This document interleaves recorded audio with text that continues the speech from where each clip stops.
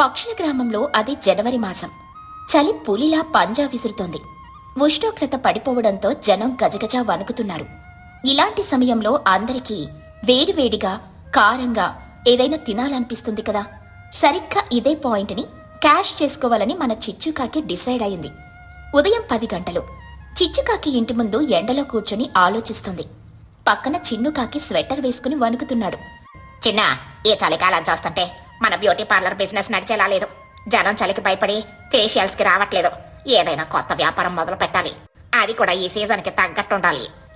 అవునమ్మా, నాకైతే ఆకలిస్తుంది. ఏదైనా ఘాటుగా చికెన్ పచ్చడి ఉంటే బాగుండు. చిన్ను మాట వినగానే చిచ్చుకాకి బుర్రలో ఒక ట్యూబ్ లైట్ వెలిగింది. అదేరా ఐడియా, చికెన్ పచ్చడి. ఈ చలిలో జనం చప్పగా ఉండే పప్పు చారు తినలేక చేస్తున్నారు. వాళ్ళకు నాలుక జివ్వుమనేలా ఏదైనా కావాలి. మనం చికెన్ పచ్చడి పెట్టి అమ్ముదాం. కానీ మామూలు పచ్చడి కాదు. అది తింటే చలి పారిపోవాలి. స్వెట్టర్లు విప్పేయాలి. అంత ఘాటుగా ఉండాలి. అమ్మో, అంత ఘాటుగా ఉంటే తింటారా? పిచ్చోడా, దాన్నే వింటర్ స్పెషల్ అంటారు. ఇది తింటే చలి మాయం, జలుబు పరారు అని బోర్డు పెడితే జనం ఎగబడి కొంటారా. పైగా కారం ఎక్కువ వేస్తే జనం తక్కువ తింటారు. మనకు పచ్చడి ఎక్కువ రోజులు వస్తుంది. లాభం మనదే. పద, ఇప్పుడే మార్కెట్కి వెళ్ళి ఆంధ్రాలోనే అత్యంత కారమైన మిరపకాయలు తెద్దాం. చిచ్చుకాకి మార్కెట్కి వెళ్లి ఎర్రటి ఘాటైన గుంటూరు మిరపకాయల పొడిని 2 పెద్ద బస్తాలు కొనుక్కొని వచ్చింది. చికెన్ మాత్రం కొంచెమే తెచ్చింది. ఇంటి వెనుక పెద్ద గిన్నె పెట్టింది. ఆవిడ వేషధారణ చూస్తే భయమేస్తుంది. ముఖానికి 2 మాస్కులు, కళ్లకు స్విమ్మింగ్ గ్లాసెస్, చేతులకు రబ్బర్ గ్లౌజులు వేసుకుంది. ఎందుకంటే ఆ కారం వాసన తగిలితే తన చర్మం పాడవుతుందని భయం.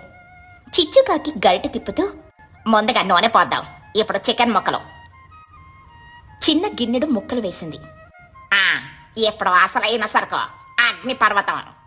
చిచ్చుకాకి బస్తా విప్పి ఆ ఎర్రటి కారాన్ని గిన్నెలో గుమ్మరించింది. దబ్బని పొగలొచ్చాయి.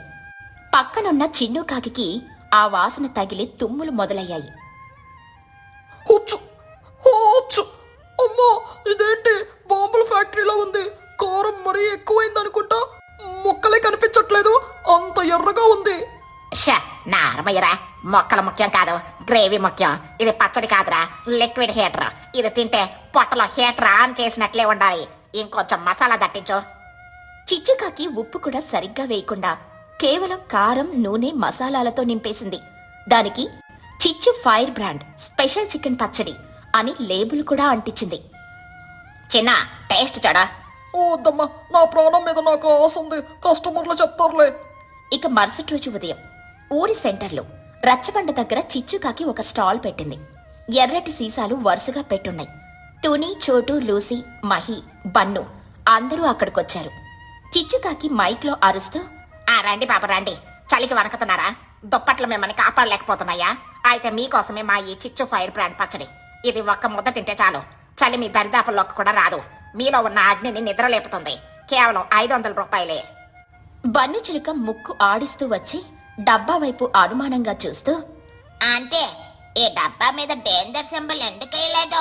ఇది చూడడానికే లావాలా ఉందే. ఎందుకే ఇందులో చికెన్ ఉందా లేక ఎర్ర రంగు నీళ్ళ? చిచ్చుకాకి నవ్వుతూ కవర్ చేస్తూ, పన్ను, నీకు సైన్స్ తెలీదురా. చికెన్ ఇందులో కరిగిపోయి అణువణువున విస్తరించింది. దీన్నే నానో చికెన్ అంటారు. కంటికి కనిపించదు, కానీ కడుపుకు తెలుస్తుంది. నానో చికెన్ కొత్తగా ఉందే. మరి టేస్ట్ నాకు తీపిగా ఉండాలంటే కారం ఉంటే నా నాలుక పారిపోతుంది. అమ్మా, పచ్చడి తీపిగా ఉంటే దాన్ని జామ్ అంటారా సన్నాసి? ఇది పక్క మాస్ పచ్చడి. ఒక్కసారి తింటే నువ్వు ఎగరడం మానేసి రాకెట్లా దూసుకెళ్తావు. నీ స్పీడ్ పెరుగుతుంది. అవునా, రాకెట్ లాగానా? అయితే నాకు ఓకే. మా అమ్మ ఎప్పుడు నన్ను స్లో అని తిడుతుంది. ఇది తిని స్పీడ్ పెంచుకుంటా. అంటే ఒక పెద్ద డబ్బా ఇవ్వండి. డిస్కౌంట్ ఉందా? నీకు డిస్కౌంట్ ఎందుకురా? ఈ ఎక్స్ట్రా కారం ప్యాకెట్ ఫ్రీగా ఇస్తా. ఎంజాయ్.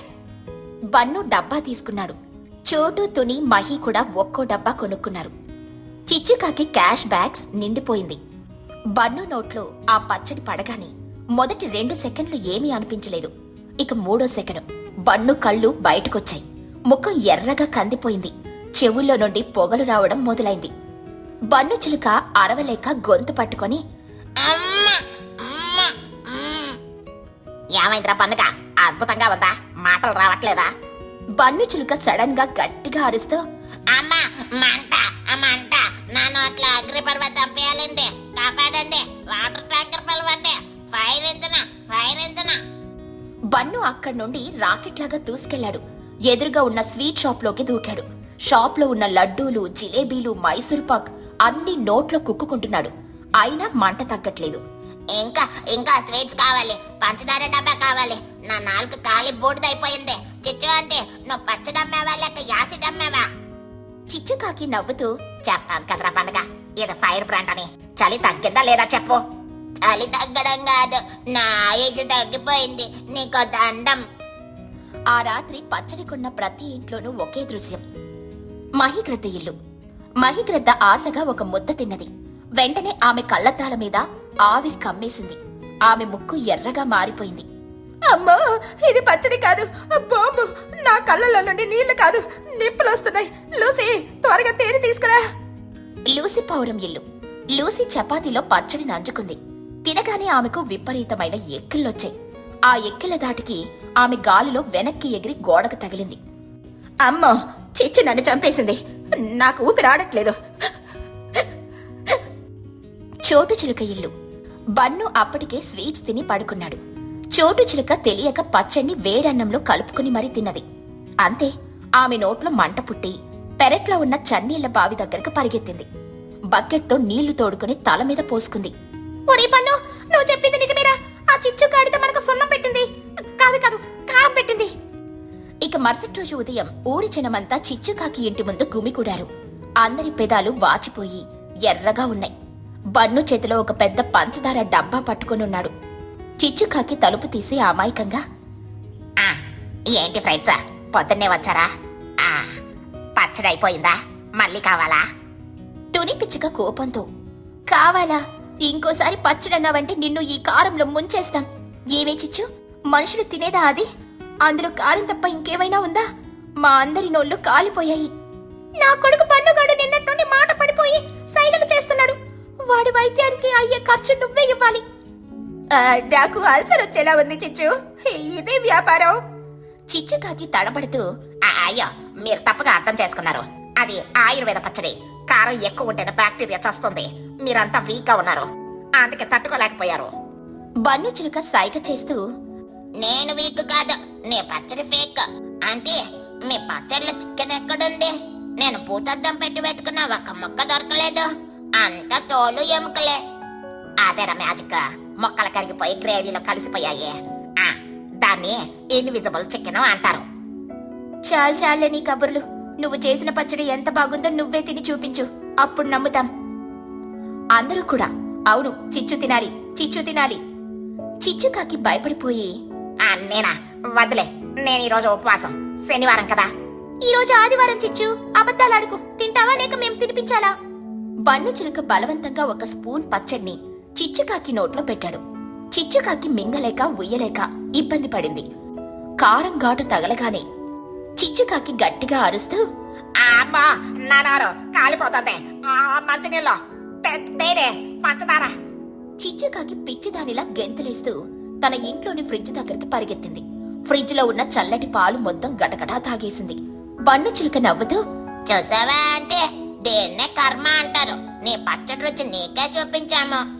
చిచ్చుకాకి నోరు తగ్గి మామూలు స్థితికి రావడానికి 2 రోజులు పట్టింది.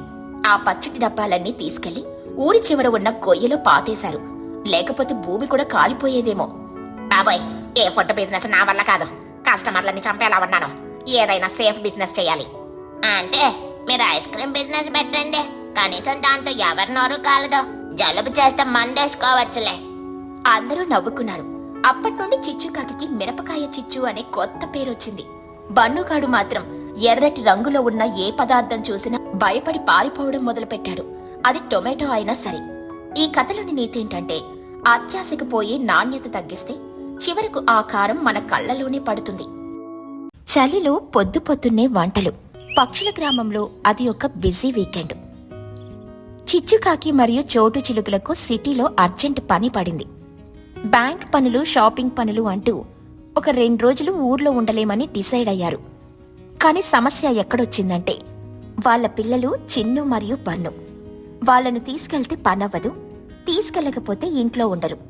అప్పుడు వాళ్లకు కనిపించిన ఏకైక ఆప్షన్ తుని పిచ్చుక ఇల్లు. తుని ఇల్లు సేఫ్ అండ్ బెస్ట్ అని ఫిక్స్ అయిపోయారు. సాయంత్రం 5 గంటలు చిచ్చు చోటు తమ పిల్లల లగేజీలతో తుని ఇంటికొచ్చారు. బన్ను చేతిలో ఒక పెద్ద స్నాక్స్ సంచుంది. తుని, మా చిన్నగాడిని నీ చేతుల్లో పెడుతున్నా.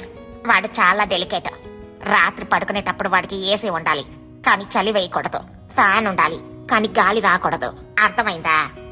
తుని పిచ్చుక తలకొక్కుంటూ, ఏసీ ఉండి చలి వేయకూడదా, ఫ్యాన్ ఉండి గాలి రాకూడదా? ఇదేం కండిషన్ చిచ్చు? సరేలే, ఏదో ఒకటి చేస్తా. తుని, మా బన్నుగాడి సంగతి నీకు తెలిసిందేగా. వాడికి అర్ధరాత్రి ఆకలేస్తుంది.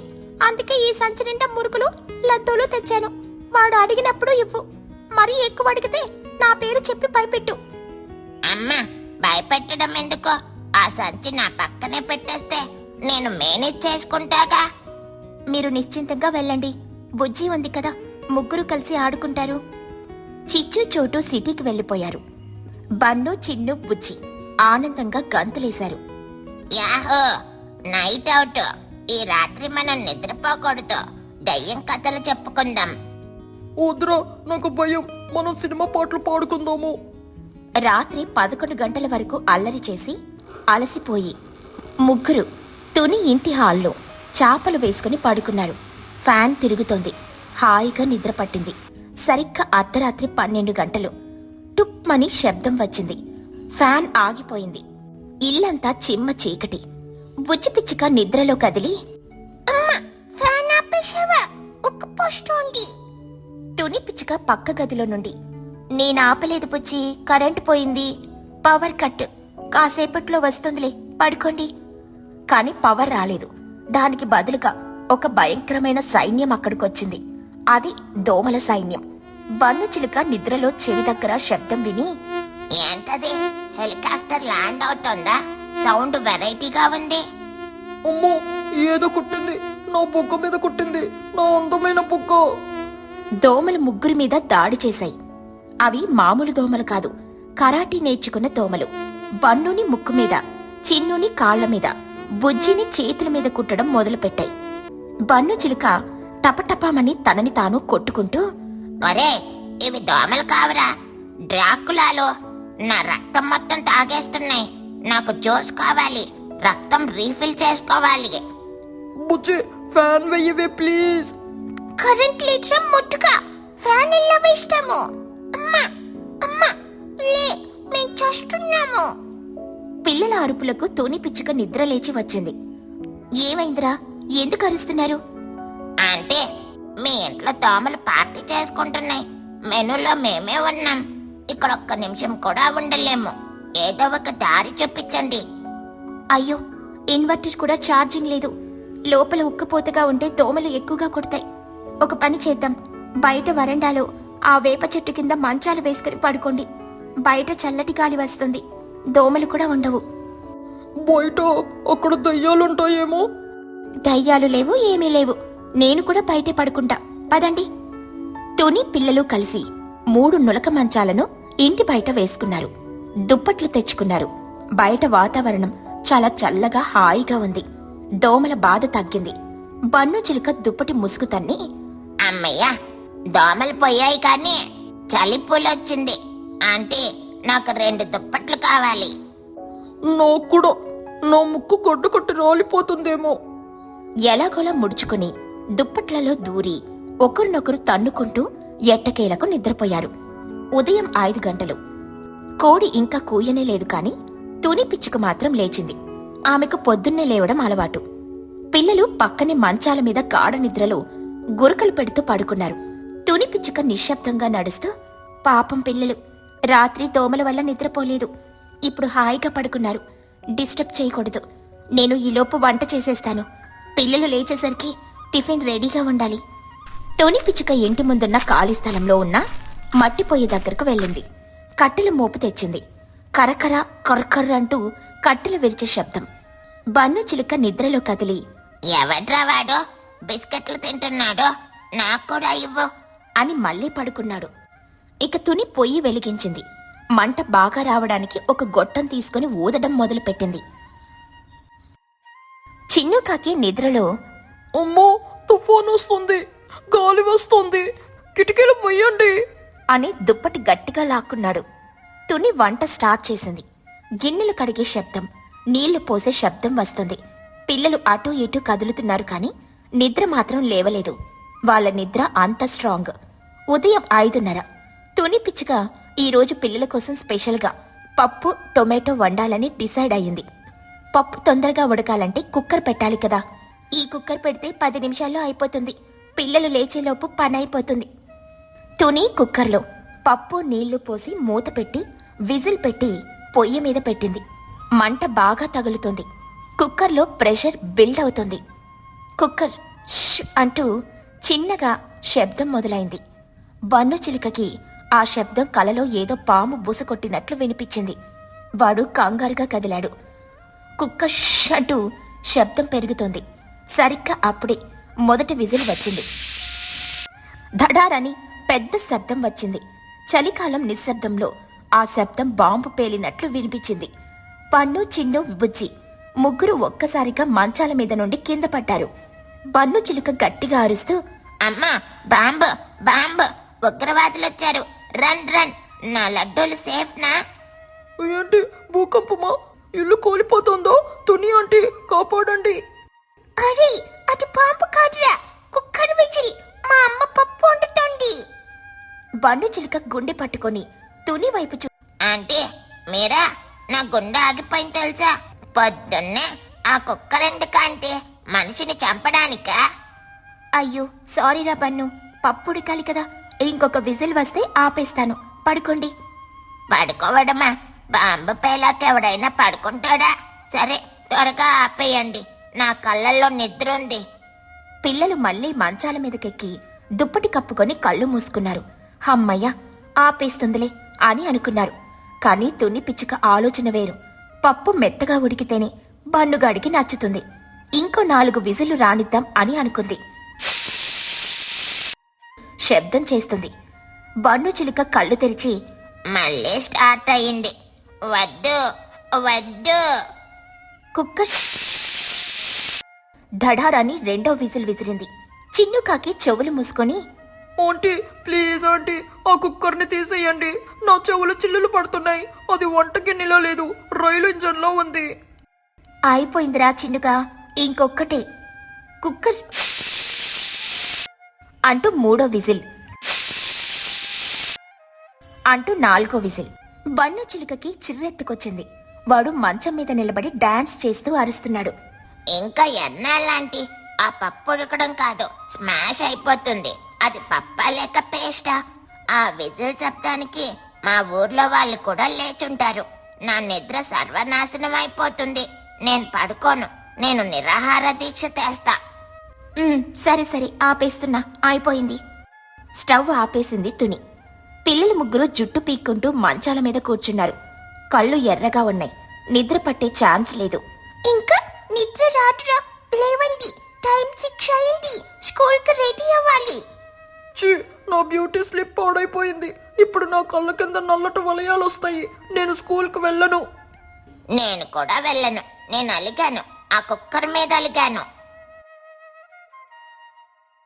తుని పిచ్చుక వంటగదిలో నుండి వేడివేడి ఇడ్లీలు పప్పు తీసుకుని బయటకొచ్చింది. ఆ వాసన బన్ను ముక్కుకి తగిలింది. బన్ను చిలుక ముక్కు ఆడిస్తూ, అరే, ఏదో మంచి వాసన వస్తుందే. అది ఇడ్లీనా? పక్కన అది మనల్ని డిస్టర్బ్ చేసిన పప్పు కదా. వాసన మాత్రం అదిరిపోయింది.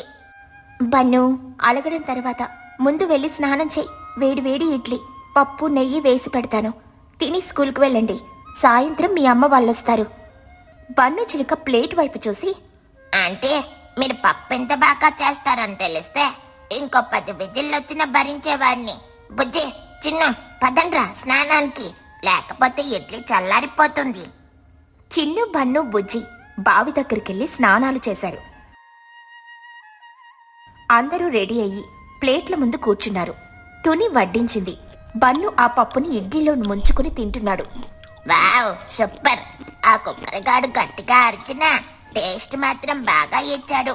ఆంటీ, రేపు పొద్దున్నే మళ్ళీ ఇదే పప్పు చెయ్యండి. ఈసారి నేను ఇయర్ ఫోన్స్ పెట్టుకొని పడుకుంటా. వద్దురా బాబు, రేపు మా అమ్మ వస్తుంది, నేను మా ఇంటికి వెళ్ళిపోతా. ఇక్కడుంటే నాకు హార్ట్ అటాక్ వస్తుంది. అందరూ నవ్వుకుంటూ టిఫిన్ తిని బ్యాగులేసుకుని స్కూల్కి బయలుదేరారు. తుని పిచ్చుక వాళ్ళని చూసి నవ్వుకుంది. అమ్మయ్య, పంపించేశాను. ఇప్పుడు నేను కాసేపు పడుకోవాలి. ఆ కుక్కర్ శబ్దానికి నాకు తలనొప్పొచ్చింది. అర్ధరాత్రి కరెంటు కట్టు, దోమల కుట్టు, పొద్దున్నే కుక్కర్ మోత, ఇవన్నీ కలిపి ఆ రాత్రిని పిల్లలకు ఒక మర్చిపోలేని జ్ఞాపకంగా మార్చేశాయి. బన్నుకి మాత్రం పప్పు రుచి ఒక్కటే గుర్తుండిపోయింది. ఈ కథలోని నీతేంటంటే, నిద్రపోయేవాణ్ణి లేపడానికి అలారం అక్కర్లేదు, పక్కింటి ఆంటీ కుక్కర్ విజిల్ చాలు.